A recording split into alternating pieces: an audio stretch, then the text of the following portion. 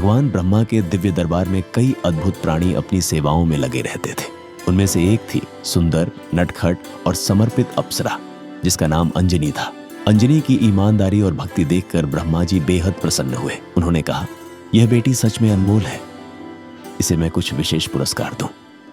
अंजनी कांपती हुई आवाज में बोली, हे प्रभु, मैं आपकी कृपा के लिए बहुत आभारी हूं, लेकिन मेरे ऊपर एक पुराना श्राप है। अगर आप मुझे इससे मुक्त कर देंगे तो मैं हमेशा आपकी आभारी रहूंगी।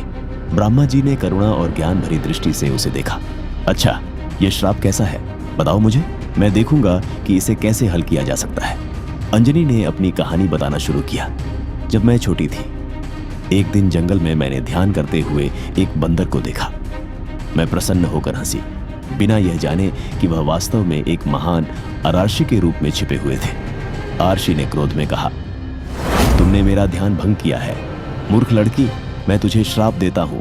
जिस क्षण तू अपने पति को देखेगी, तू बंदर की तरह दिखेगी। अंजनी ने दया मांगी, लेकिन अर्षि ने केवल श्राप को नरम किया। तुम्हें अपने पति से प्रेम और सम्मान मिलेगा और एक दिन यह श्राप समाप्त होगा।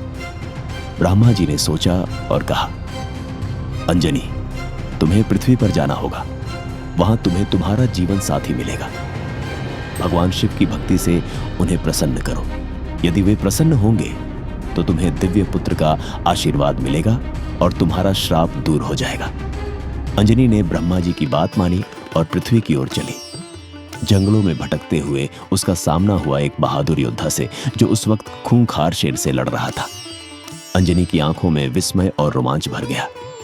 वाह, यह तो अद्भुत है, उसने चुपचाप सोचा। लेकिन जैसे ही योद्धा उसकी ओर मुड़ा, श्राप सक्रिय हो गया। अंजनी का चेहरा बंदर जैसा हो गया। योद्धा ने उसे देखा और हंसते हुए कहा, डरो मत, मैं केसरी हूं, वानरों का राजा। मुझे भी भगवान शिव का आशीर्वाद प्राप्त है।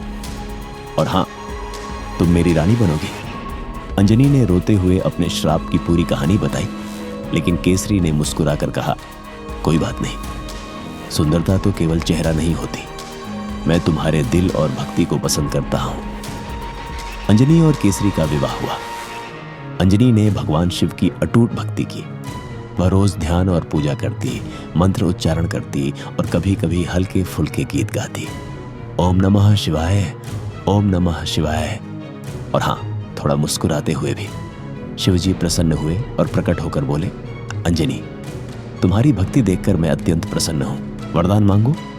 अंजनी ने कहा, प्रभु, मुझे एक पुत्र का आशीर्वाद दें जो आपका दिव्य अवतार हो और संसार में भक्ति और शक्ति का प्रतीक बने। उसी समय राजा दशरथ ने पुत्र प्राप्ति हेतु यज्ञ किया। यज्ञ का पवित्र प्रसाद एक दिव्य पक्षी द्वारा अंजनी तक पहुंचा। भगवान शिव की इच्छा से वायुदेव ने उसे अंजनी की गोद में रखा। अंजनी ने इसे ईश्वरीय आशीर्वाद के रूप में स्वीकार किया और शीघ्र ही उसने एक तेजस्वी वानर पुत्र को जन्म दिया, जो भगवान शिव का अवतार था। उसके जन्म के साथ अंजनी का श्राप समाप्त हुआ और वह पुनः दिव्य रूप में आ गई। अंजनी और केसरी ने खुशी खुशी अपने पुत्र का नाम रखा अंजनेय, जो बाद में हनुमान के नाम से प्रसिद्ध हुआ। कहा जाता है कि रानी कौशल्या और अंजनी ने एक ही प्रसाद ग्रहण किया था, इसलिए भगवान राम और हनुमान के बीच हमेशा गहरा और अटूट बंधन रहा। हनुमान जी भक्ति, शक्ति और दिव्य कृपा का प्रतीक। उनकी शक्ति और साहस हमें यह सिखाती है कि भक्ति और धैर्य से कोई भी श्राप या कठिनाई दूर की जा सकती है। हनुमान जी की माता अंजनी और उनके जन्म की कथा मुख्य रूप से रामायण और पौराणिक ग्रंथों में मिलती है। सुनो और विश्वास करो, वीर हनुमान हमारे हमेशा मार्गदर्शक रहेंगे। तो जोर से बोलिए, जय बजरंगबली।